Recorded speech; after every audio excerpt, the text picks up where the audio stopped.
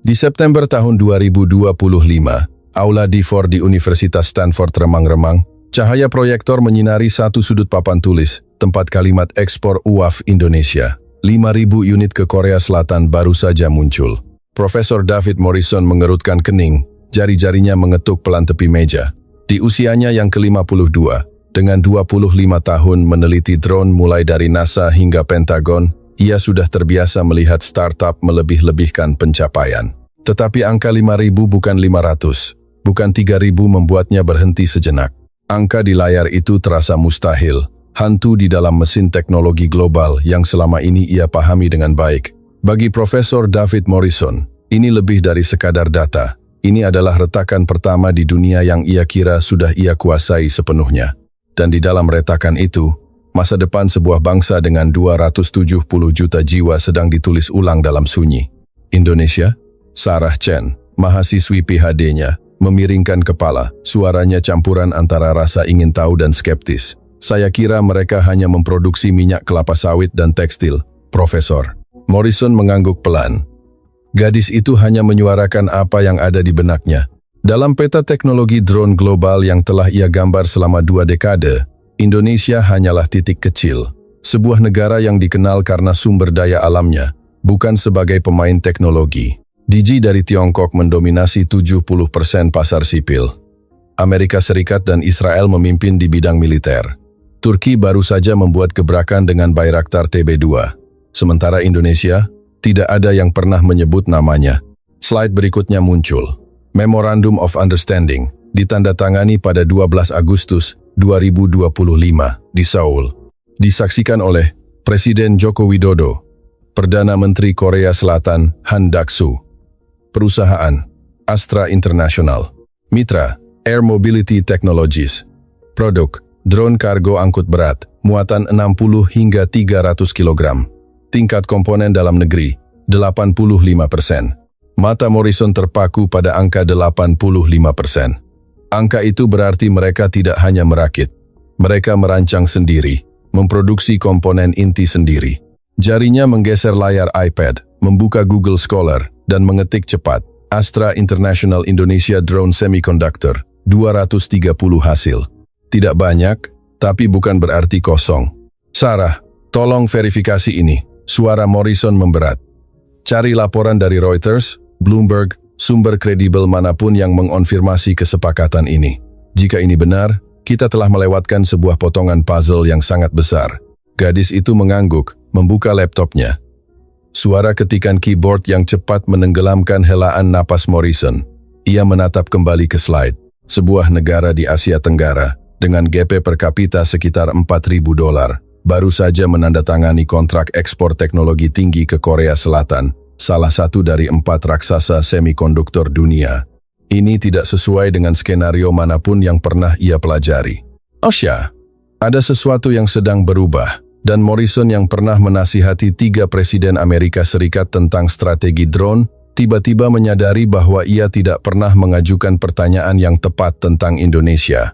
Kantor Morrison di lantai 3 Gedung Duren menghadap ke halaman rumput Stanford, tempat mahasiswa sering menerbangkan drone rakitan sendiri di sore hari. Hari ini, di bulan September 2025, ia duduk berhadapan dengan Sarah Chen dengan setumpuk dokumen setebal 25 halaman. Laporan dari Kompas, The Jakarta Post, Yahoo Finance. Sarah membalik setiap lembar, suaranya terdengar hati-hati. Semuanya mengonfirmasi mau telah ditandatangani. Perusahaan Astra International, 5.000 drone, mitranya adalah Air Mobility, startup Korea Selatan yang sedang naik daun. Morrison menyingkirkan ipatnya, menatap lurus ke arah Sarah. Kala, mau bukanlah kontrak yang mengikat. Itu niat, bukan komitmen hukum. Mereka bisa menandatangani 10 mau, tanpa pernah mengirim 1 unit pun. Tetapi Presiden Indonesia bertemu dengan Direktur Utama Astra International seminggu setelahnya. Sarah membalik ke halaman terakhir. Pemerintah Indonesia menjanjikan paket kredit sebesar 300 triliun rupiah, sekitar 20 miliar dolar Amerika, untuk mendukung produksi. Ini bukan PR murahan, Profesor. Morrison terdiam. 300 triliun rupiah. Ia terbiasa dengan bahasa komitmen pemerintah, pernah menyaksikan Pentagon menyuntikkan dana ke General Atomics atau Northrop Grumman. Tetapi sebuah negara dengan GDP 400 miliar dolar berani mempertaruhkan sebesar itu pada teknologi drone? Indonesia. Ia berhenti, menggaruk dagunya. Berapa GP per kapita mereka? Sekitar 4.700 dolar di tahun 2023, diproyeksikan 5.000 dolar di tahun 2024. Menurut Bank Dunia, Sarah menatap layarnya. Tetapi tingkat pertumbuhan GDP mereka 6,20%, lebih tinggi dari Thailand, Malaysia, bahkan Tiongkok. Morrison bangkit, berjalan ke rak buku. Jarinya menyusuri punggung buku-buku tentang sejarah teknologi, The Innovators, The Second Machine Age, Rise of the Robots. Tidak ada satupun yang menyebut Indonesia di luar konteks krisis moneter 97 atau sebagai tujuan wisata. Mari kita perjelas satu hal. Suaranya menjadi lebih serius. Dari tahun 2008 hingga 2020, saya telah melihat ratusan laporan pasar drone global. Gigi menguasai 70 hingga 80% segmen konsumen. Amerika memimpin di bidang militer dengan Predator, Reaper, Global Hawk. Israel punya Heron TP. Turki membuat gebrakan dengan Bayraktar TB2, 30.000 jam terbang tempur, diekspor ke 20 negara. Ia berbalik menatap Sarah. Dalam seluruh ekosistem itu, di mana posisi Indonesia? Tidak ada. Tidak masuk 10 besar. Tidak ada dalam laporan SIPRI tentang transfer senjata. Tidak ada satupun bukan Gartner, bukan McKinsey, bukan Mordor Intelligence yang menempatkan mereka di peta. Mungkin kita melihat di tempat yang salah, Profesor. Sarah mendorong selembar kertas berwarna ke arahnya. Ini statistik ekspor teknologi tinggi Indonesia dari UNCTAD. Tahun 2022, 135,9 miliar dolar. Tahun 2023 naik menjadi sekitar 140 miliar. Elektronik menyumbang 31,9% dari total ekspor. Morrison mengambil kertas itu, membaca setiap baris dengan saksama. 135 miliar. Angka itu lebih besar dari total ekspor teknologi tinggi Thailand dan Filipina digabungkan. Tapi ini perakitan. Ia meletakkan kertas itu. Foxconn, Samsung, Apple semua punya pabrik di sana. Mereka mengimpor komponen dari Tiongkok, Taiwan, merakit, lalu mengekspor. Nilai tambah realnya tidak tinggi. Benar, Sarah mengangguk. Itulah sebabnya saya juga skeptis pada awalnya. Tetapi Astra International mengklaim tingkat lokalisasi 85%. Jika itu benar, mereka tidak hanya merakit. Mereka merancang sirkuit, memproduksi motor, menulis firmware, bahkan mungkin membuat chip sendiri. Alis Morrison berkerut lebih dalam. Chip? Indonesia membuat chip? Mereka mengumumkan ekspor tambahan 100 juta chip ATP ke Korea Selatan. Sarah membuka tab lain. Itu jenis chip khusus untuk UAV. Memproses data sensor secara real-time, mengendalikan penerbangan otonom. Ia menghela napas, duduk kembali. 25 tahun meneliti drone, ia belum pernah mendengar negara Asia Tenggara merancang chip khusus sendiri. Bahkan Singapura, pusat teknologi di kawasan itu, sebagian besar mengimpor chip dari Taiwan dan Korea Selatan. Saya perlu bicara dengan orang dalam. Morrison membuka kontaknya. Nah, hubungi Dave Thompson di Skydio. Laura Martinez di Aerofireman. Tanyakan apakah mereka tahu sesuatu tentang Astra International.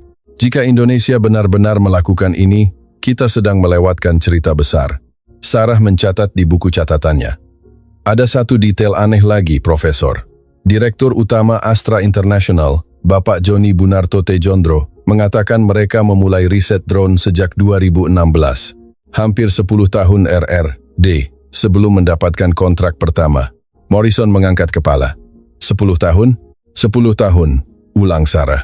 Dan mereka bilang tahap awal penuh dengan kegagalan. Tidak menguasai rantai teknologi, membakar uang, tetapi mereka tidak berhenti. Sesuatu melintas di benak Morrison. 10 tahun.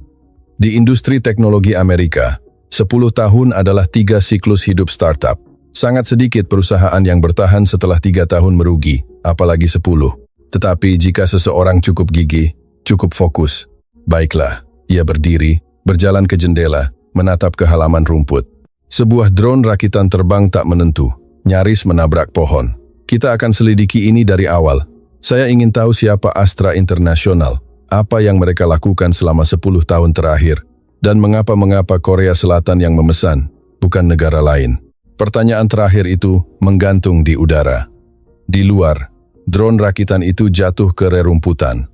Suara teriakan mahasiswa terdengar. Morrison berbalik, menatap Sarah. Mungkin saya sudah salah, suaranya berat, seolah mengakui sesuatu yang sulit diucapkan. Mungkin saya telah memandang Indonesia melalui lensa yang salah selama 1 dekade terakhir. Sarah tidak berkata apa-apa. Ia hanya membuka laptopnya dan mulai mengetik. Morrison tahu, perjalanan untuk memahami ini baru saja dimulai. Dan jika kecurigaannya benar, ini akan menjadi pelajaran terbesar dalam karirnya. Bukan tentang teknologi, tetapi tentang bagaimana dunia berubah tanpa ia sadari. 3 hari kemudian, Morrison duduk di ruang belajar kecil, dikelilingi 5 layar datar. Sarah telah mengumpulkan data dari Mordor Intelligence, Markets and Markets, Grand View Research, sumber-sumber yang ia percayai selama 2 dekade. Pasar drone global tahun 2025, 41,79 miliar dolar. Sarah mempresentasikan. Kursornya bergerak melintasi diagram lingkaran. DJI menguasai 72% segmen sipil. Total produksi Tiongkok, 2.500.000 unit setahun. Amerika Serikat, 100.000 unit, sebagian besar militer dan industri. Morrison mengangguk, matanya terpaku pada layar. Israel, 410.000 unit, 6% pangsa pasar, tetapi nilai ekspornya tinggi. 65% produk dijual ke luar negeri, melayani lebih dari 50 negara. Sarah mengganti slide.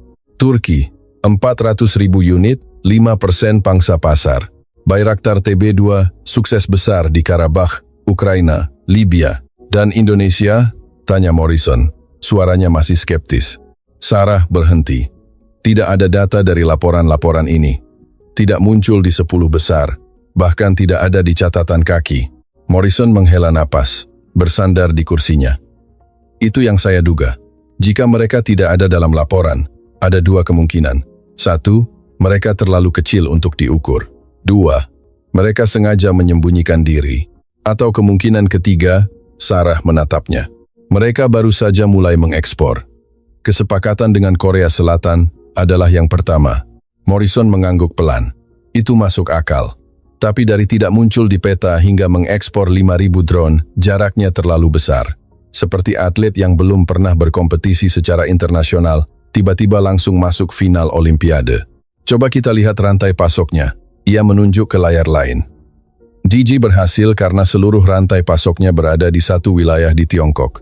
Baterai dari Shenzhen, motor dari Dongguan, sensor dari Guangzhou, semuanya dalam radius 200 km. Itu keunggulan yang tidak bisa ditandingi siapapun. Persis, Sarah menambahkan. Skydio, satu-satunya startup Amerika yang masih bersaing, harus mengimpor komponen dari Taiwan, Korea Selatan, Jepang. Waktu tunggu panjang, biaya 3 kali lipat, GE. Mereka hanya bertahan berkat kontrak pertahanan Amerika. Benar, Morrison berdiri, berjalan ke papan tulis putih. Ia menulis, rantai pasok keunggulan mutlak. Sekarang, pertanyaannya, rantai pasok apa yang dimiliki Indonesia? Apakah mereka memproduksi semikonduktor, motor brushless berkualitas tinggi, baterai lithium-ion dengan kepadatan energi tinggi? Mereka mengimpor semuanya. Tapi Astra International mengatakan 85% lokalisasi, Profesor. Morrison berbalik. Itu pertanyaan yang tidak saya mengerti. 85% berdasarkan apa? Berat, nilai, jumlah komponen? Jika mereka membuat sendiri cangkang aluminium dan rangka komposit, tentu itu mencakup 80% dari berat. Tapi otaknya chip, sensor, SK masih harus diimpor. Sarah terdiam sejenak, lalu membuka file PDF. Saya menemukan wawancara dengan direktur utama mereka di Kompas. Beliau mengatakan, Astra International merancang sendiri chip ATP, menulis sendiri firmware penerbangan otonom, memproduksi sendiri rangka komposit karbon, dan merakit sendiri motor brushless. Beliau juga mengatakan mereka memiliki 3 fasilitas di Amerika Serikat, 2 di Silicon Valley dan 1 di Phoenix. Morrison berhenti menulis. Fasilitas di Amerika, 2 pusat layanan pelanggan, Profesor, dan 2 pusat pelatihan SDM di Jakarta dan Bandung. Ia meletakkan spidolnya, berbalik menatap Sarah. Jika itu benar, mereka bukan startup. Mereka adalah konglomerat teknologi terintegrasi vertikal. Lebih mirip Tesla daripada DJI, tapi tidak ada yang tahu tentang mereka. Sarah membalik halaman. Saya mencari di Google Scholar, 230 hasil. Di IE Explore, hanya 3 makalah, sebagian besar tentang aplikasi pertanian. Dibandingkan dengan DGE yang punya lebih dari 10.000 sitasi, atau Skydio dengan 2.000 makalah. Mereka tidak mempublikasikan, potong Morrison. Mereka merahasiakan rare D mereka. Itu strategi perusahaan pertahanan, bukan perusahaan sipil. Suaranya beralih menjadi lebih berat. Saya pernah menasihati Departemen Pertahanan AS pada tahun 2018 tentang risiko rantai pasok drone. Kami khawatir DJI bisa dikendalikan oleh Beijing, mengumpulkan data intelijen. Jadi Pentagon melarang DJI di pangkalan militer, menyuntikkan dana ke Skydio. Tapi Skydio masih bergantung pada komponen dari Tiongkok. Ia berhenti, menatap lurus ke arah Sarah. Jika Indonesia benar-benar menguasai 85% teknologinya, mereka memiliki sesuatu yang bahkan Amerika belum punya, rantai pasok yang independen dari Tiongkok. Sarah membuka mulutnya tetapi tidak berkata apa-apa. Ia menatap kembali ke layar, di mana diagram pangsa pasar global masih menunjukkan G 72%, Paro 3%, Autel 2%, Indonesia 0%. Ada satu detail lagi, Profesor. Ia beralih ke halaman terakhir. Markets and Data. Sebuah perusahaan konsultan berkomentar. Kontrak untuk memasok drone kargo ke pasar yang menuntut dan canggih seperti Korea Selatan menunjukkan bahwa Indonesia siap untuk bersaing di arena teknologi tingkat atas, membuka jalan untuk ekspor ke banyak negara lain di dunia. Morrison menggaruk dagunya. Korea Selatan bukan pasar yang mudah. Mereka punya Samsung, LG, Hyundai raksasa teknologi.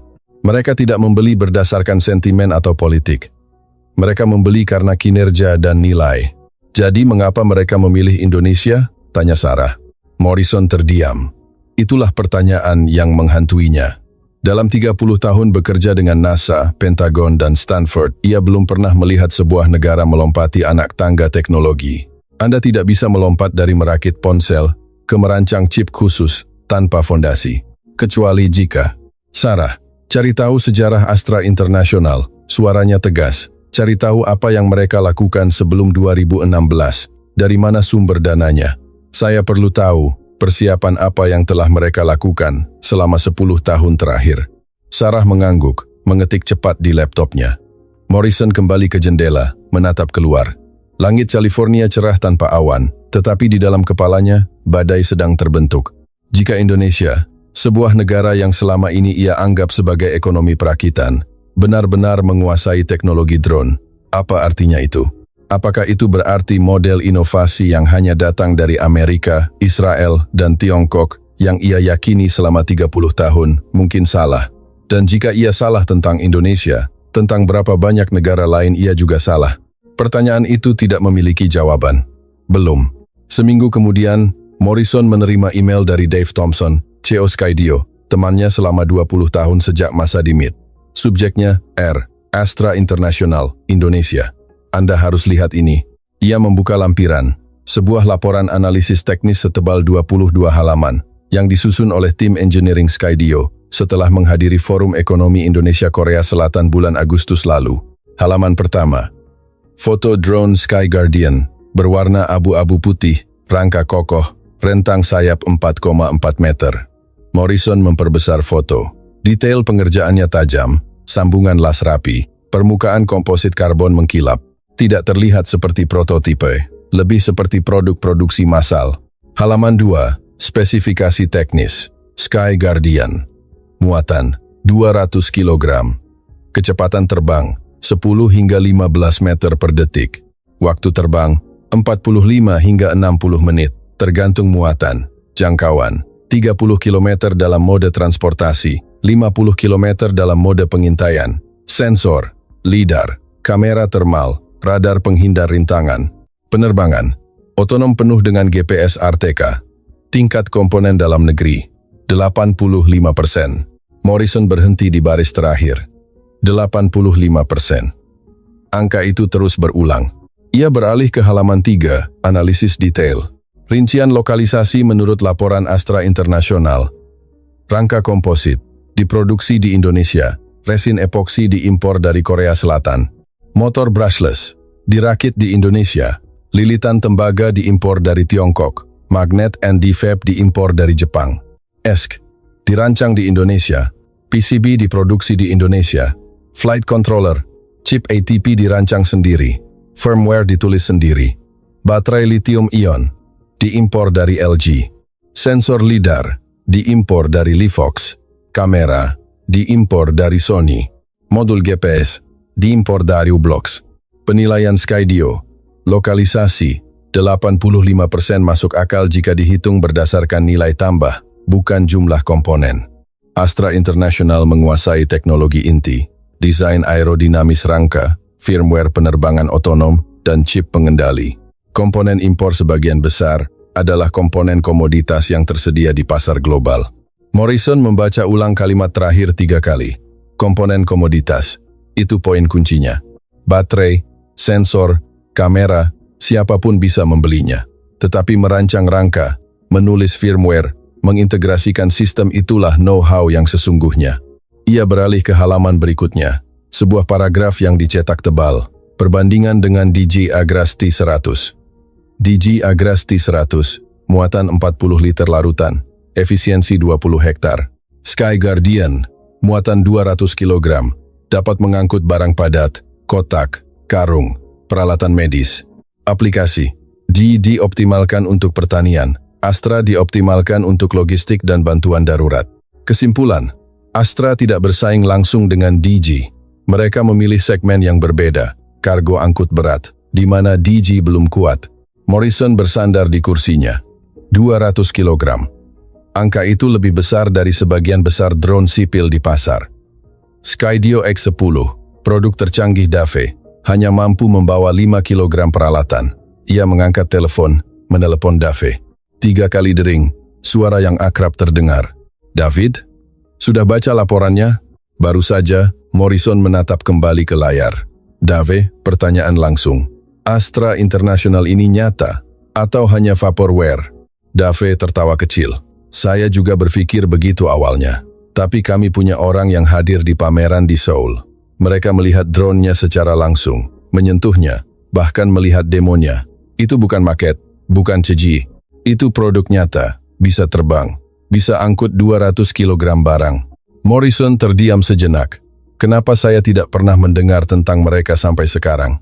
Karena mereka tidak melakukan pemasaran, Dave menghela napas. Mereka tidak ikut chess, tidak beriklan di TechCrunch, tidak mencari pendanaan dari Silicon Valley. Mereka hanya bekerja dalam diam, fokus selama 10 tahun, lalu tiba-tiba muncul dengan kontrak 5.000 drone. 10 tahun, ulang Morrison. Dari 2016 hingga 2025, tidak ada startup di Amerika yang bisa bertahan 10 tahun tanpa pendapatan. Benar. Tapi Astra International bukan startup. Dave berhenti. Mereka adalah konglomerat. Punya divisi otomotif, alat berat, agribisnis, jasa keuangan, infrastruktur. Drone hanya satu dari banyak sektor yang mereka investasikan. Mereka bisa menggunakan keuntungan dari divisi lain untuk mendanai Ready Drone selama 10 tahun. Morrison mengangguk, meskipun Dave tidak bisa melihatnya. Model konglomerat. Seperti Samsung di Korea Selatan, dari galangan kapal hingga ponsel, atau Tata di India, dari baja hingga perangkat lunak. Bagaimana tim mereka? Tanyanya. Ratusan insinyur muda. Dave membalik kertas di seberang sana. Direktur utama Doni Bunarto Tiondro bilang, kami punya sumber daya manusia muda yang melimpah, tapi butuh waktu untuk meningkatkan keterampilan dan kesadaran tentang UAV. Ini faktor kunci untuk membentuk industri drone yang berkelanjutan. Dia mengakui mereka belum sempurna, tapi mereka bergerak cepat. Morrison mencatat di buku catatannya, muatan 200 kg, aplikasi logistik. Untuk apa Korea Selatan membelinya? 2 tujuan. Menurut sumber saya, Dave merendahkan suaranya. 1. Transportasi kargo untuk kawasan industri dan pulau-pulau terpencil. 2. Pengawasan keamanan perbatasan. Korea Selatan punya perbatasan DMZ dengan Korea Utara, 240 km, sangat sulit dipatroli. Drone 200 kg bisa membawa radar, kamera termal, terbang terus-menerus sejauh 30 km, menggantikan helikopter. Lebih murah, risiko lebih kecil. Morrison berhenti menulis. Keamanan perbatasan. Itu bukan lagi aplikasi sipil murni. Itu teknologi penggunaan ganda. Dave? Satu pertanyaan terakhir. Suaranya serius. Jika Anda, sebagai CEO Skydio, dengan semua sumber daya dan pengalaman Anda, bisakah Anda membuat drone dengan muatan 200 kg dengan harga yang kompetitif dengan Astra International? Dave terdiam lama. Sangat lama. Lalu menghela napas. Bisa. Tapi saya butuh 3 tahun. 50 juta dolar untuk RRD dan keberuntungan agar tidak diembargo komponen oleh Tiongkok. Astra International bisa melakukannya karena mereka punya waktu, kesabaran, dan mungkin sedikit perlindungan dari pemerintah Indonesia. Morrison mengangguk. Terima kasih Dave, saya berutang makan malam padamu. 1 makan malam? Dave tertawa. Kau berutang 1 makalah lengkap tentang ini padaku. Tulislah David. Dunia perlu tahu apa yang sedang dilakukan Indonesia. Setelah menutup telepon, Morrison menatap kembali ke layar. Foto drone Sky Guardian masih terpampang. Rangka abu-abu putih, rentang sayap 4,4 meter, muatan 200 kg.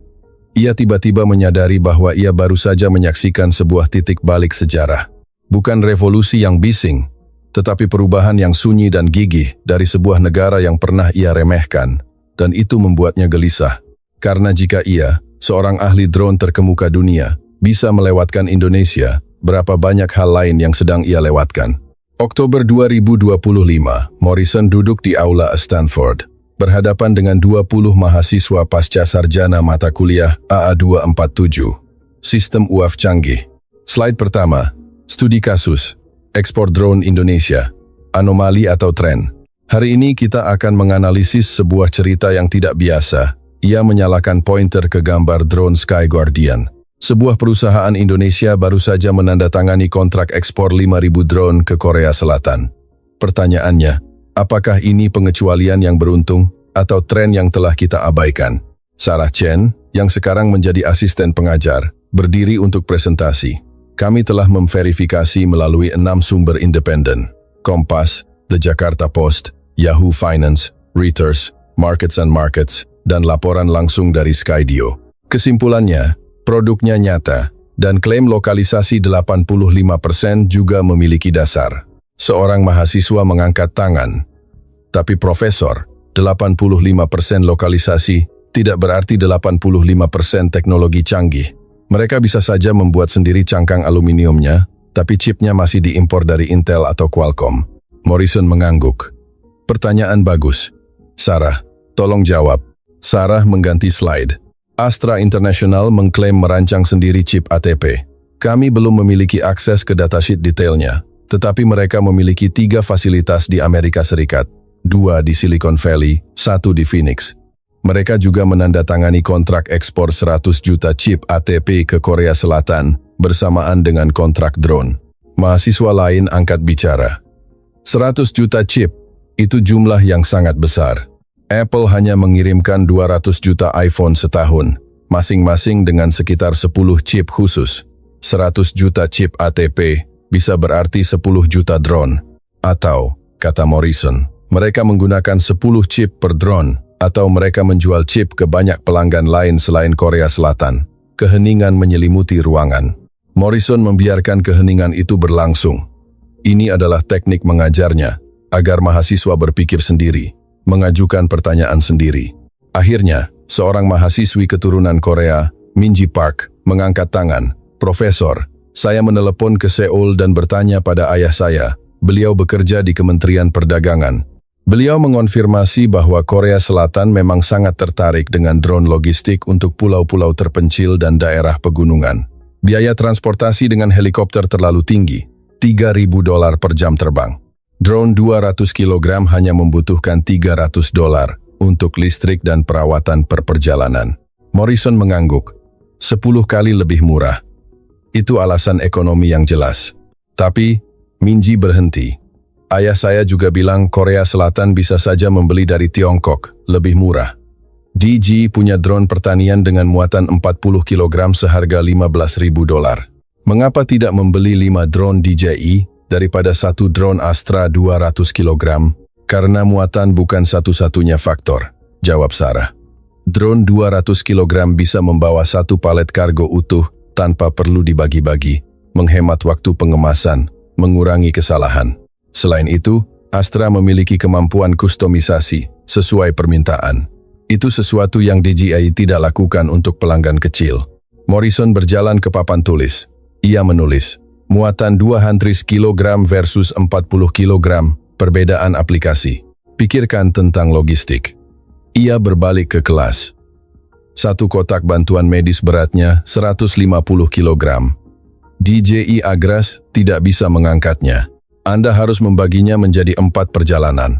Membuang waktu, membuang baterai, risiko kehilangan barang meningkat. Sky Guardian mengangkutnya dalam satu perjalanan, sampai di tujuan, selesai. Atau, seorang mahasiswa bernama Jackie Chen menimpali. Aplikasi militer, muatan 200 kg berarti bisa membawa radar pengawas atau bahkan. Tidak, potong Morrison, suaranya tegas.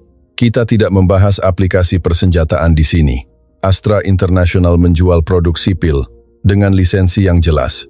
Kontrak dengan Korea Selatan adalah untuk logistik dan pengawasan sipil. Jangan berspekulasi melampaui data. Jackie mengangguk dan duduk. Morrison kembali ke papan tulis, menulis lagi. Perbandingan dengan Turki, Bayraktar. Sarah, tolong bandingkan. Sarah membuka slide baru. Turki, Bayraktar TB2 adalah salah satu kisah sukses terbesar dekade ini. Dari tahun 2008 hingga 2022, perusahaan Turki Baykar mengekspor TB2 ke 23 negara. Muatan 150 kg, jangkauan 150 km, harga $5 juta per unit. Sky Guardian? Tanya Morrison. Muatan 200 kg, jangkauan 50 km. Harga belum diumumkan, tapi diperkirakan sekitar $150.000 hingga $200.000. Seluruh kelas berbisik. $150.000 versus $5 juta, 33 kali lebih murah. Tapi TB2 adalah drone militer kelas menengah atas, tekan Morrison. Astra adalah drone logistik sipil. Tidak bisa dibandingkan secara langsung, seperti membandingkan truk dengan tank. Keduanya membawa barang, tapi tujuannya berbeda. Minji mengangkat tangan lagi. Jadi, siapa pesaing langsung Astra di segmen drone kargo angkut berat, Profesor? Morrison berhenti. Pertanyaan yang bagus. Ia berpikir cepat. DJI tidak membuat kargo angkut berat. Skydio fokus pada pengintaian kecil. Zipline melakukan pengiriman medis, tapi hanya 5 kg. Volansi, startup Amerika, membuat drone kargo, tapi baru prototype. Tidak ada, jawabnya pelan. Astra sedang menciptakan segmen baru. Kargo angkut berat, harga terjangkau, bisa diproduksi massal. Itulah mengapa Korea Selatan tertarik. Mereka tidak menemukan produk serupa di Amerika atau Eropa. Sarah menambahkan, dan itulah juga mengapa kita melewatkannya. Laporan pasar hanya melacak segmen yang ada, fotografi konsumen, penyemprotan pertanian, pengintaian militer. Tidak ada yang melacak logistik angkut berat karena itu belum menjadi pasar yang besar. Astra sedang menciptakan pasar, bukan memasuki pasar yang sudah ada. Morrison menatapnya. Kalimat itu menyentuh sesuatu yang lebih dalam. Menciptakan pasar, persis seperti yang dilakukan Apple dengan iPhone. Bukan bersaing di pasar ponsel yang ada, tapi menciptakan pasar baru, smartphone layar sentuh. Baiklah, ia meletakkan spidolnya. Pertanyaan terakhir untuk hari ini. Jika Astra International berhasil, jika mereka mengekspor 5.000 drone, lalu 10.000, 20.000 apa yang akan berubah di peta teknologi global? Hening. Lalu Jack angkat bicara. Suaranya hati-hati. Artinya, negara-negara berkembang tidak lagi harus menunggu izin dari Amerika atau Tiongkok untuk memiliki teknologi. Mereka bisa membuatnya sendiri. Dan jika Indonesia bisa, maka Filipina, Thailand, Malaysia, Bangladesh, semuanya bisa. Morrison mengangguk pelan. Benar, itu bukan kabar baik atau buruk. Itu hanya kenyataan. Dan jika kita para peneliti di Stanford, MIT, Caltech tidak memperhatikan, kita akan tertinggal. Ia mematikan slide, menatap sekeliling kelas. Tugas rumah. Cari 5 negara berkembang yang berpotensi melakukan hal serupa seperti Indonesia di sektor teknologi lain, bukan drone. Bisa jadi baterai, robotika, AI, chip, apa saja, kumpulkan minggu depan. Mahasiswa mencatat. Morrison merapikan laptopnya. Sarah mendekat, suaranya pelan. Profesor, saya melihat Anda berubah. Morrison menatapnya. Berubah? 2 minggu lalu, Anda bilang Indonesia hanya merakit. Hari ini, Anda bilang Astra sedang menciptakan pasar baru. Itu perubahan besar. Morrison terdiam, lalu menghela napas. Sarah, ada kalimat yang pernah dikatakan pembimbing PhD saya. Jika data bertentangan dengan keyakinanmu, jangan ubah datanya, ubah keyakinanmu. Saya sedang melakukan hal itu. Ia berhenti, menatap keluar jendela. Api itu tidak mudah, karena itu berarti saya telah salah selama bertahun-tahun, dan saya tidak tahu berapa banyak hal lain yang saya salah. Sarah tidak berkata apa-apa. Ia hanya berdiri di sana, membiarkan Morrison menghadapi pikirannya sendiri. Di luar, matahari California mulai terbenam. Cahaya keemasan memenuhi ruangan. Dan dalam cahaya itu, Morrison tiba-tiba melihat dengan jelas. Dunia berubah lebih cepat dari yang ia kira. Dan jika ia tidak berubah bersamanya, ia akan menjadi usang di bidang yang pernah ia pimpin. November 2025, Morrison menerima undangan untuk menghadiri konferensi IHSE Robotics di San Jose. Tema, Pasar Negara Berkembang dalam Sistem Otonom. Salah satu pembicara tamu, perwakilan dari Astra International. Ia segera mendaftar, Sarah juga. Tanggal 23 November, di Aula San Jose Convention Center, Morrison duduk di baris ketiga, iPad terbuka, buku catatan di sampingnya. Layar besar menampilkan Astra International, dari RR, D hingga ekspor, sebuah perjalanan 10 tahun. Pembicaranya, Dr. Adi Surya, Direktur RR di Astra UAF. Usia sekitar 38 tahun, kacamata berbingkai hitam, aksen Inggrisnya fasih mungkin lulusan PhD dari Inggris. Selamat pagi, semuanya. Dr. Adi memulai. Hari ini, saya akan berbagi perjalanan 10 tahun kami, dari kegagalan pertama hingga kontrak ekspor 5.000 drone. Ini bukan kisah dongeng. Ini adalah kisah tentang kesabaran, disiplin, dan kesediaan untuk menerima kegagalan. Slide pertama. Foto prototipe drone yang hancur berkeping-keping di lapangan kosong. Tahun 2017, uji coba ke-23. Drone jatuh setelah 3 menit terbang. Penyebab, ESC terlalu panas, sirkuit terbakar, kehilangan kendali. Dr. Adi menjelaskan dengan suara tenang, kami mengimpor ESC dari Tiongkok, mengira itu cukup baik. Ternyata tidak. ESC komersial dirancang untuk drone 5 kg, bukan 200 kg. Arusnya 10 kali lebih besar. Panas yang dihasilkan 20 kali lebih banyak. Morrison mencatat dengan cepat. ESC adalah jantung drone. Ia mengontrol kecepatan motor. Jika ESC mati, drone langsung jatuh. Jadi kami memutuskan untuk merancang ESC sendiri. Slide berikutnya. Diagram sirkuit yang rumit, penuh dengan komponen. Butuh 2 tahun. Dari 2017 hingga 2019, puluhan kali uji coba, tetapi akhirnya, kami memiliki ESC yang tahan arus 100 ampere, dengan pendingin aktif dan efisiensi 95%. Morrison mengerutkan kening. Merancang ESC sendiri bukan hal yang mudah. Bahkan startup Amerika sering membeli ESC dari Castle Creations atau Hobbywing. Astra membuatnya sendiri. Itu menunjukkan keseriusan mereka tentang integrasi vertikal. Tapi itu hanya satu bagian, lanjut Dr. Adi. Masalah yang lebih besar adalah flight controller, otaknya drone. Kami pernah menggunakan Pixhawk, open source, sangat bagus untuk drone kecil. Tapi untuk drone 200 kg yang terbang dalam kondisi angin kencang dan hujan, Pixhawk tidak cukup andal. Latensinya tinggi, pemrosesan lambat, drone bergoyang, tidak stabil. Slide berikutnya. Sebuah chip berwarna hijau, ukuran 2 cm persegi. Ini adalah chip ATP kami. Kami rancang sendiri sejak tahun 2020, berdasarkan arsitektur ARM Cortex-M7, frekuensi 400 MHz, terintegrasi dengan FPU, untuk memproses kalkulasi penerbangan secara real-time. Latensi di bawah 1 milidetik, 10 kali lebih cepat dari Pixhawk. Morrison berhenti menulis. Di bawah 1 milidetik, itu latensi kelas militer. Bahkan drone Pentagon hanya mencapai 2 hingga 3 milidetik. Seseorang di antara penonton mengangkat tangan. Dr. Adi, di mana chip ATP Anda diproduksi? TSMC, Samsung? Dr. Adi tersenyum tipis. Kami tidak bisa mengungkapkan mitra foundry kami karena Anda. Tapi saya bisa katakan, ini proses 28 nanometer. Diproduksi di Asia Timur. Kami merancang sendiri dia layoutnya, menulis sendiri compilernya, mengoptimalkan sendiri instruction setnya. Morrison menghela napas lega. 28 nanometer. Bukan teknologi tercanggih, chip terdepan saat ini adalah 3 nanometer, tapi cukup baik untuk aplikasi drone. Dan yang lebih penting, mereka merancangnya sendiri. Itu adalah know-how yang tidak bisa dibeli. Mengapa tidak menggunakan chip komersial seperti Qualcomm Snapdragon? Tanya orang lain. Karena Snapdragon dirancang untuk smartphone, bukan drone, jawab Dr. Adi. Snapdragon dioptimalkan untuk grafis, video, eye inference. Tapi drone membutuhkan optimalisasi untuk control loop, speed controller yang berjalan pada 1000 Hz. Snapdragon tidak memiliki performa real-time yang cukup. Morrison mengangguk. Speed controller adalah algoritma yang menyeimbangkan drone. Ia harus berjalan sangat cepat. Jika terlambat, drone kehilangan stabilitas dan jatuh.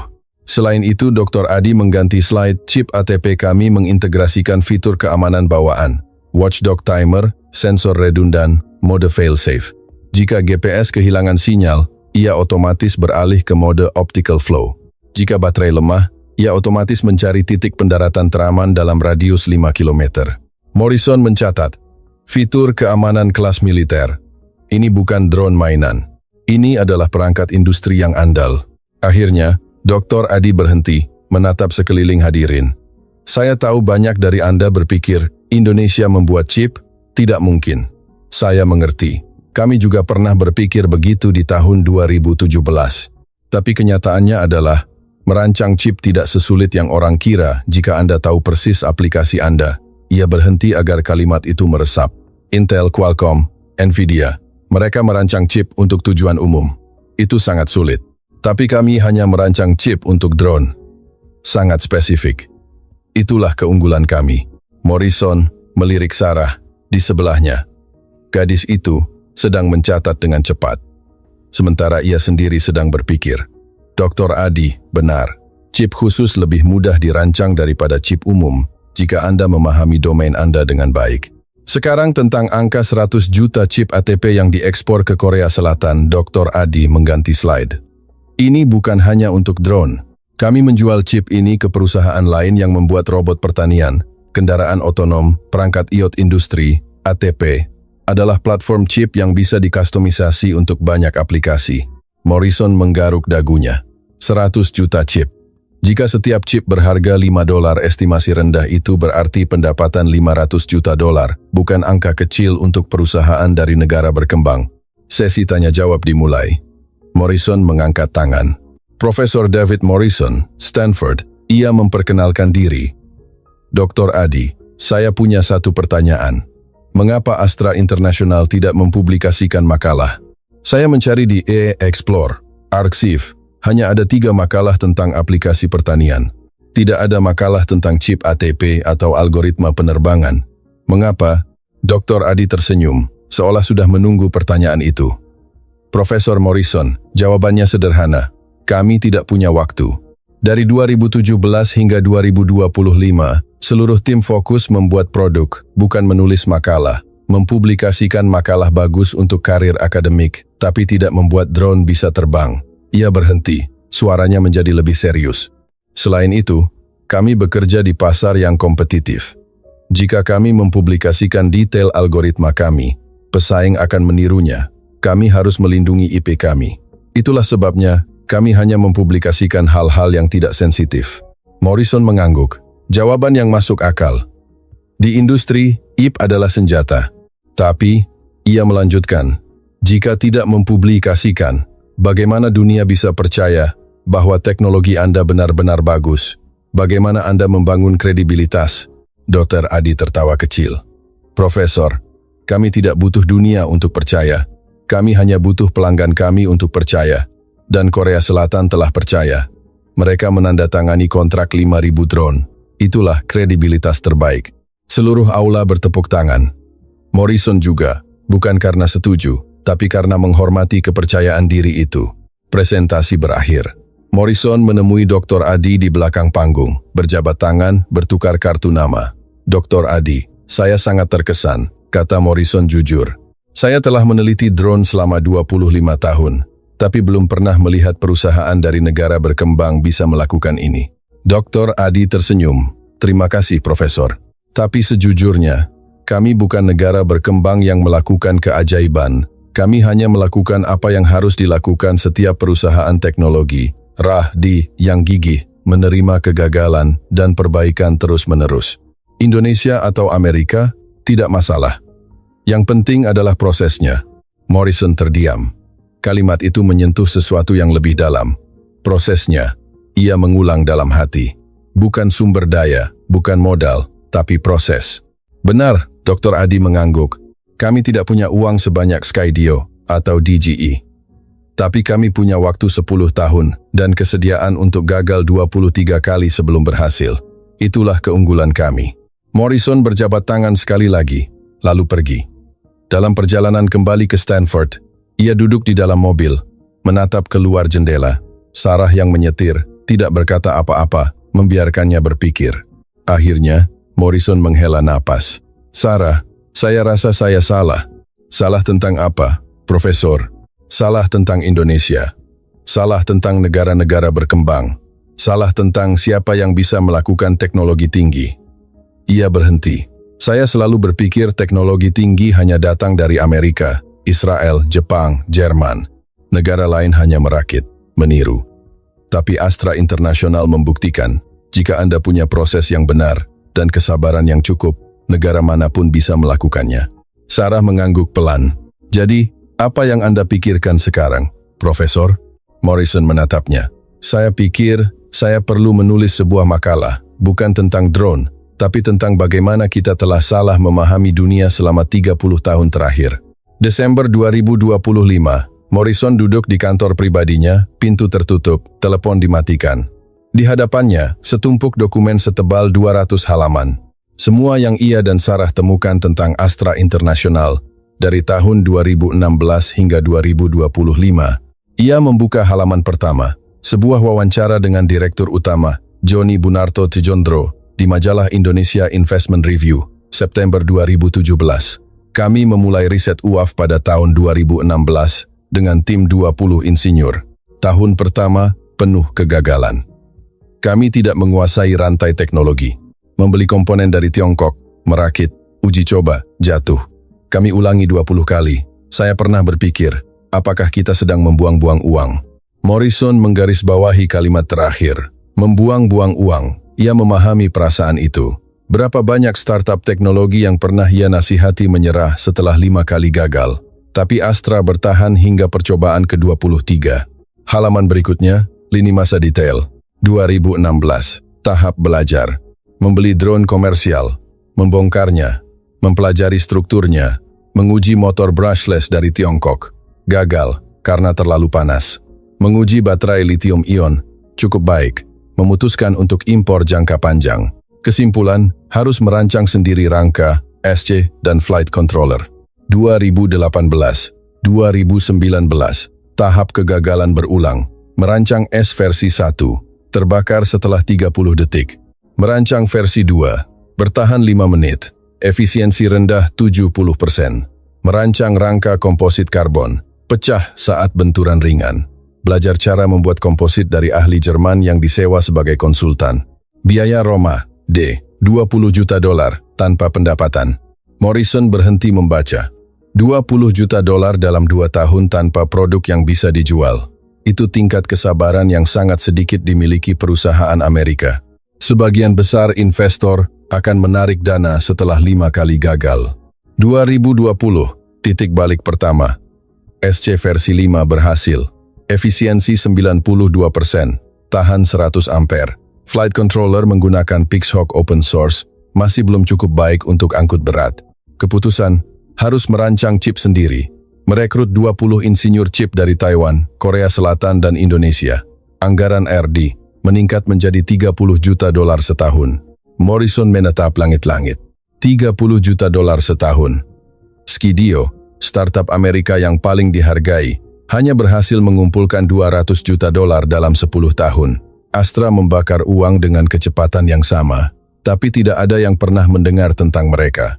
2021, 2022, pengembangan chip ATP. Merancang chip ATP versi 1 berbasis ARM Cortex M8. Mengirim desain ke foundry di Taiwan.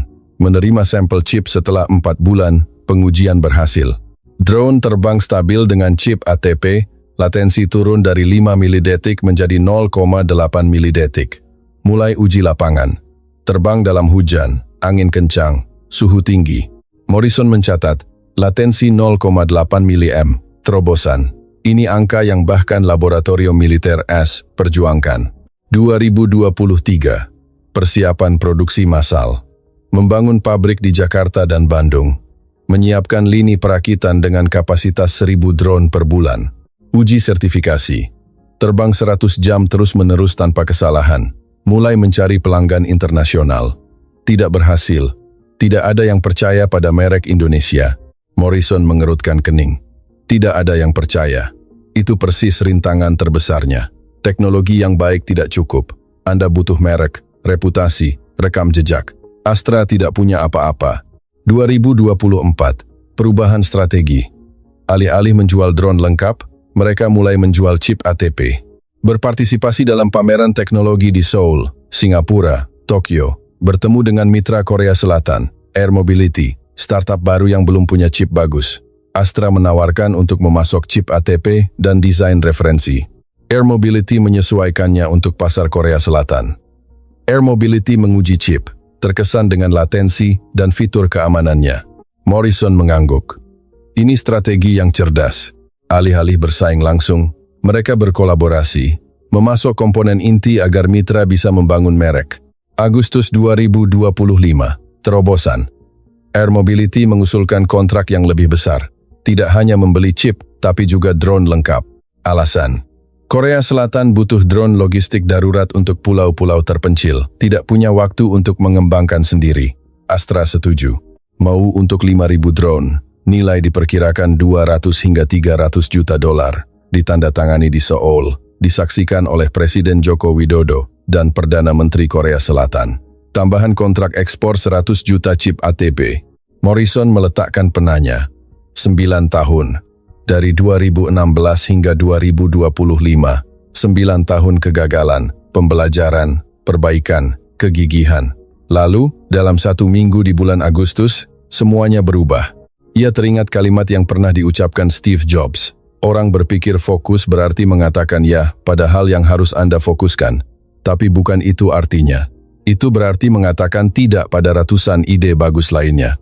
Astra International telah mengatakan tidak pada ratusan peluang lain selama 9 tahun, tidak menjual produk setengah jadi, tidak beralih ke industri lain untuk mencari uang cepat, tidak menyerah setelah 20 kali gagal.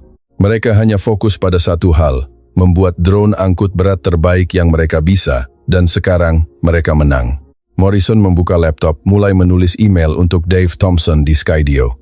Dave, saya baru selesai membaca sejarah 9 tahun Astra International. Saya harus akui, mereka melakukan persis apa yang sering kita bicarakan di Silicon Valley, tapi jarang kita lakukan. Kesabaran, fokus, dan menerima kegagalan jangka panjang. Pertanyaan yang ada di benak saya, jika Indonesia bisa, maka Thailand, Filipina, Bangladesh, semuanya bisa. Apa artinya ini bagi Skydio? Bagi seluruh industri teknologi Amerika, kita mungkin berada di tengah pergeseran kekuatan teknologi tanpa kita sadari. Ia menekan, kirim. Morrison bersandar di kursinya, menatap keluar jendela. Di luar, mahasiswa sedang menerbangkan drone di halaman rumput. DG Mini seharga $300, dibuat di Tiongkok. Kapan mahasiswa akan menerbangkan drone made in Indonesia? 5 tahun lagi? 3 tahun? Atau mungkin sudah ada yang melakukannya, tapi ia tidak tahu. Teleponnya bergetar. Pesan dari Sarah. Profesor, saya baru menerima email dari Astra International. Mereka mengundang Anda untuk mengunjungi pabrik mereka di Indonesia bulan Mei tahun depan. VIP Tour. Semua biaya ditanggung. Apakah Anda mau pergi? Morrison menatap layar. Mengunjungi pabrik.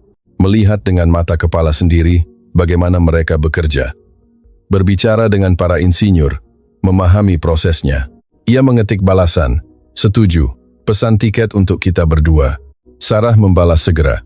Serius? Profesor, Anda belum pernah ke Indonesia kan? Morrison tersenyum tipis. Benar, 52 tahun, 25 tahun meneliti drone, pernah menasihati NASA dan Pentagon, tapi belum pernah ke Indonesia. Karena di kepala saya, Indonesia hanya ekonomi perakitan. Tidak ada yang bisa dipelajari. Sekarang, ia tahu ia salah. Ia mengetik, serius. Terkadang, untuk memahami sesuatu, Anda harus melihatnya dengan mata kepala sendiri. Saya sudah terlalu lama duduk di Stanford. Saatnya keluar. Sarah tidak membalas, hanya mengirim emoji pesawat. Morrison tersenyum, menutup laptopnya. Mei 2026, ia akan ke Indonesia. Ia akan melihat pabrik Astra International dengan mata kepala sendiri. Ia akan berbicara dengan para insinyur muda yang telah menghabiskan 9 tahun untuk mengubah mimpi menjadi kenyataan. Dan mungkin, ia akan belajar hal yang paling penting. Teknologi bukan tentang negara, bukan tentang GDP, bukan tentang merek. Teknologi adalah tentang manusia, tentang proses, tentang kegigihan saat seluruh dunia tidak mempercayaimu. Astra International telah membuktikannya.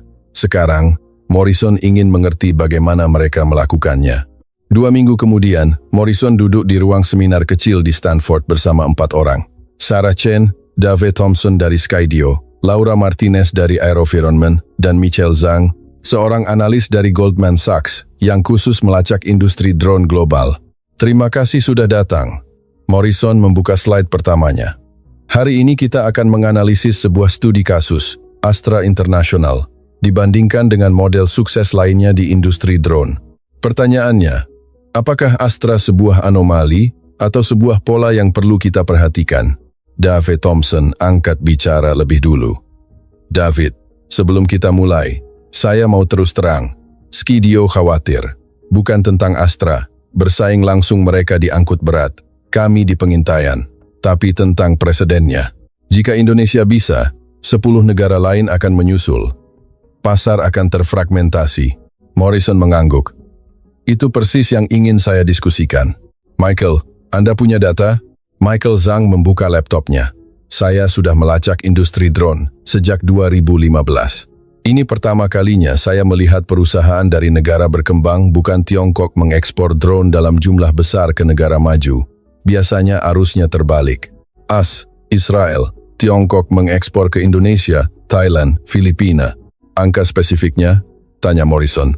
Dari 2008 hingga 2024, 85% ekspor drone global berasal dari 5 negara, Tiongkok, Amerika Serikat, Israel, Turki, dan Prancis.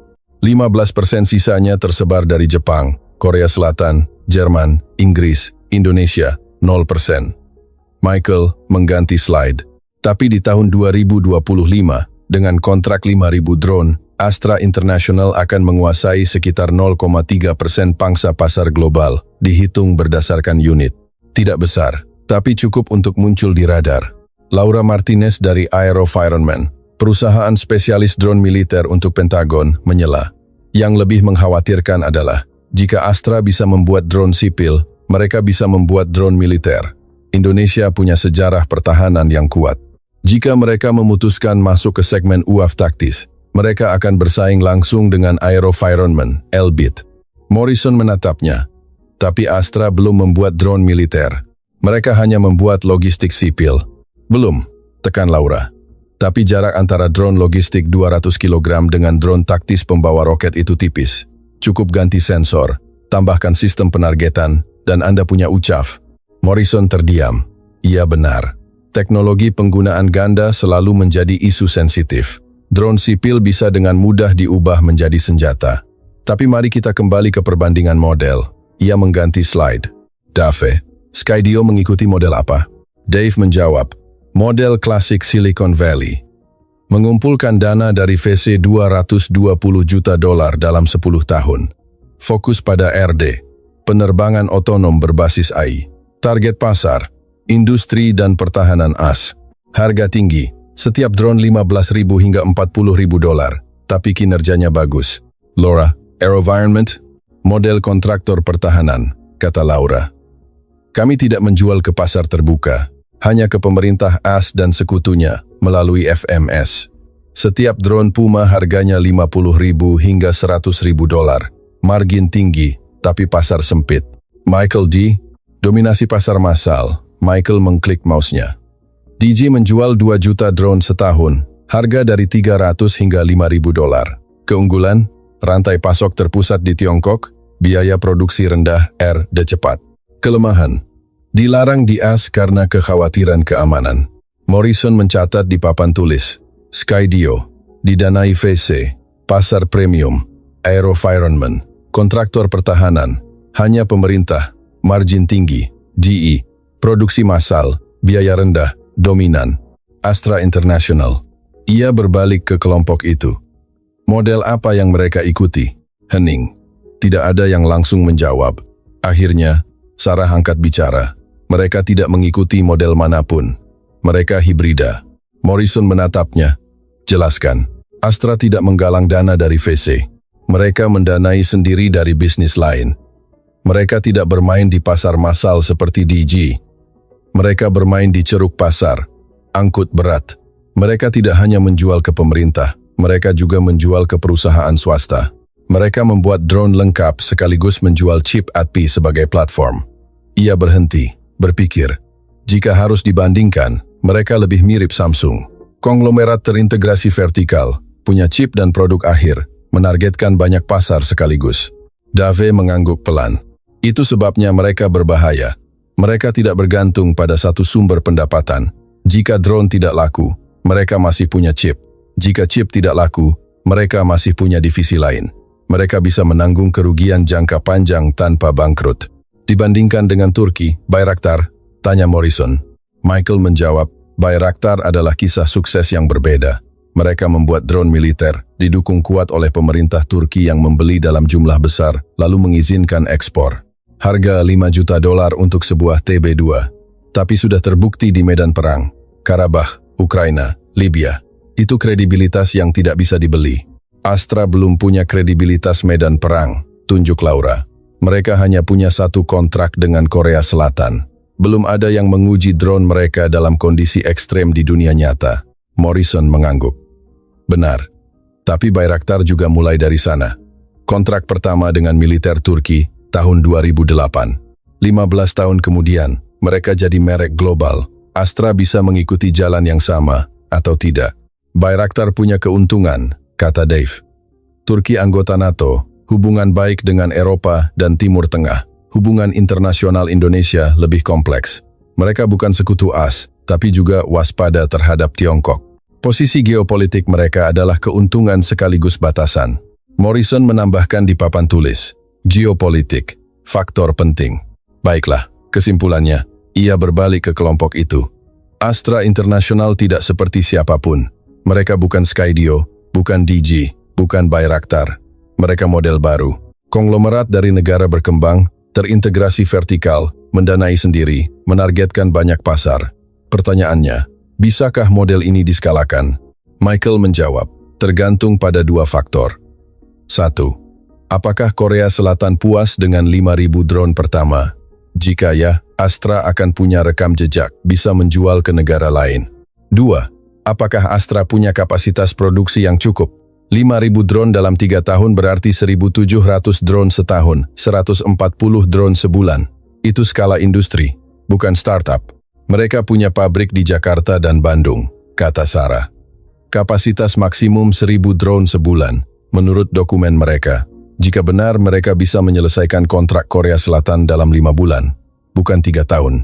Dave menghela napas. Jika mereka bisa melakukan itu, maka kita benar-benar sedang menyaksikan pemain baru.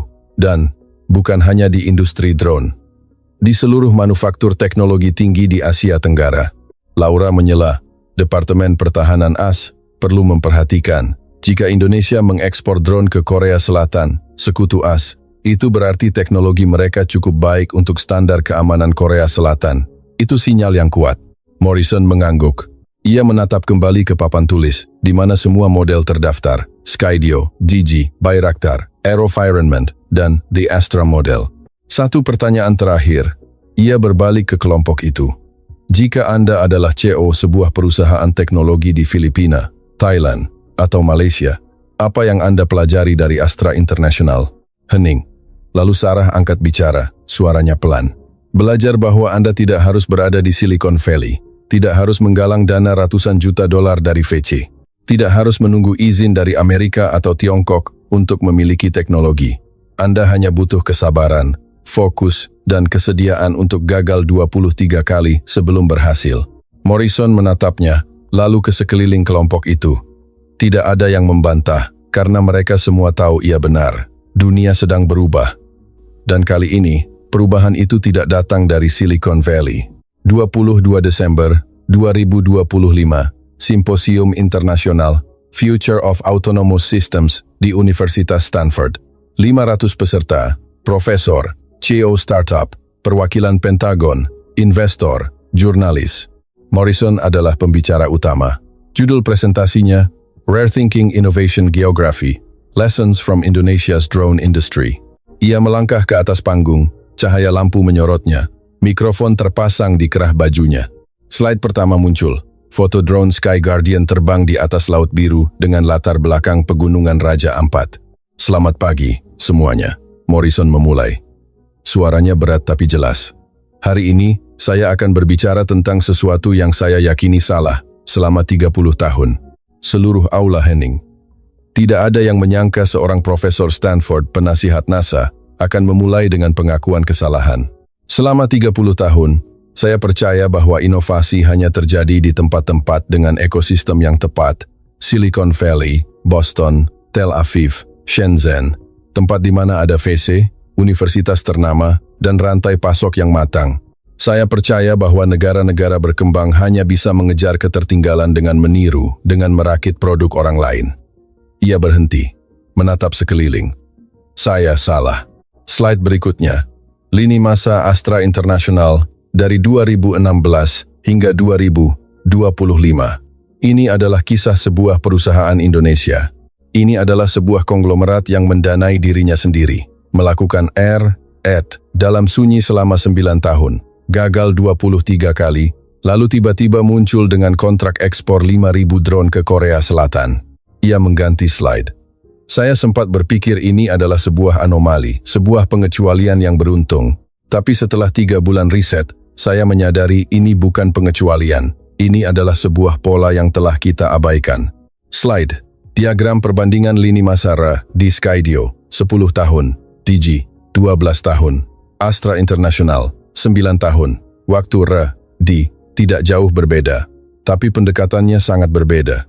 Skydio, menggalang dana dari VC, harus menghasilkan produk cepat untuk memuaskan investor. G mendanai sendiri, tapi harus menjual produk lebih awal untuk mendapatkan pendapatan. Astra International. Mereka mendanai sendiri dari divisi lain. Tidak ada tekanan pendapatan. Mereka bisa menerima kegagalan selama 9 tahun berturut-turut. Morrison menatap lurus ke arah hadirin. Itu adalah kemewahan yang tidak kita miliki di Silicon Valley. Kita tidak bisa menahan 9 tahun tanpa pendapatan. Investor akan menarik dana. Dewan direksi akan memecat CEO. Tapi sebuah konglomerat dari negara berkembang, mereka bisa. Dan itulah sebabnya mereka menang. Bisik-bisik kecil menyebar di aula.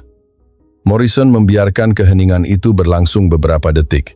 Sekarang tentang teknologi, ia mengganti slide. Astra International merancang sendiri chip ATP dengan latensi 0,8 milidetik. Sebagai perbandingan, Pixhawk, flight controller open source yang banyak digunakan, memiliki latensi 5 milidetik. Chip Astra 6 kali lebih cepat. Slide berikutnya, tabel perbandingan muatan. DG Agras T100, drone pertanian terkemuka dunia, muatan 40 kg. Sky Guardian, 200 kg. 5 kali lipat. Itu bukan perbaikan kecil. Itu adalah terobosan. Itu menciptakan segmen pasar yang baru. Ia berhenti. Suaranya menjadi lebih serius. Tapi yang terpenting bukanlah teknologi. Ini tentang strategi. Slide. Peta Asia Tenggara dengan panah yang menunjukkan arah ekspor. Astra tidak mencoba bersaing dengan DG di segmen konsumen. Tidak bersaing dengan Skydio di segmen pengintaian. Mereka menciptakan segmen baru. Logistik angkut berat, harga terjangkau, dan mereka menargetkan pasar yang diabaikan orang lain. Korea Selatan butuh drone untuk pulau-pulau terpencil. Indonesia butuh untuk bantuan bencana. Filipina butuh untuk pertanian di pegunungan. Morrison menatap lurus ke kamera live stream. Acara ini disiarkan langsung di YouTube. Saya berdiri di sini hari ini bukan untuk memuji Indonesia. Saya di sini untuk mengakui bahwa saya telah meremehkan mereka. Dan jika saya, seorang ahli drone terkemuka dunia, bisa meremehkan mereka, maka berapa banyak negara lain yang sedang kita remehkan? Hening total. Tidak ada batuk, tidak ada bisikan. Indonesia punya 270 juta penduduk, universitas teknik yang bagus, industri manufaktur yang berkembang. Mengapa mereka tidak bisa melakukan hal yang sama? Filipina, Thailand, Bangladesh, semuanya punya potensi. Tapi kita tidak memperhatikan, karena kita percaya inovasi hanya datang dari AS, Tiongkok, dan Israel. Ia berhenti, menarik napas dalam-dalam. Hari ini, saya ingin menyatakan dengan jelas, saya salah tentang Indonesia. Saya salah tentang kemampuan negara-negara berkembang. Dan mungkin, seluruh Silicon Valley juga salah. Slide terakhir, sebuah kalimat singkat, inovasi tidak butuh izin. Morrison membiarkan kalimat itu tampil selama 5 detik, lalu mematikan slide, menatap hadirin. Terima kasih. Beberapa detik hening. Lalu 1 orang bertepuk tangan. Lalu 10 orang. Lalu seluruh aula berdiri, memberikan tepuk tangan yang meriah. Morrison tidak tersenyum. Ia hanya mengangguk pelan, melangkah turun dari panggung. Sarah sudah menunggu di belakang panggung, matanya berkaca-kaca. Profesor, katanya pelan, presentasi itu akan mengubah banyak hal. Morrison menatapnya. Saya tahu, mungkin akan ada yang menentang. Mungkin Pentagon tidak suka, tapi itu adalah kebenaran. Dan tugas saya adalah mengatakan kebenaran, bukan membuat semua orang senang. Ia berhenti, menatap ke arah panggung, di mana penonton perlahan bubar. Dan mungkin, sudah saatnya kita belajar mendengarkan negara-negara yang pernah kita abaikan. Sarah mengangguk. Ia tidak berkata apa-apa, tapi Morrison tahu ia mengerti. Di layar ponselnya, sebuah email dari Dave Thompson di Skydio muncul. David, presentasi yang luar biasa. Saya baru saja menonton live stream. Kau punya keberanian untuk mengatakan apa yang banyak orang pikirkan tapi tak berani ucapkan. Hormat. Tapi bersiaplah.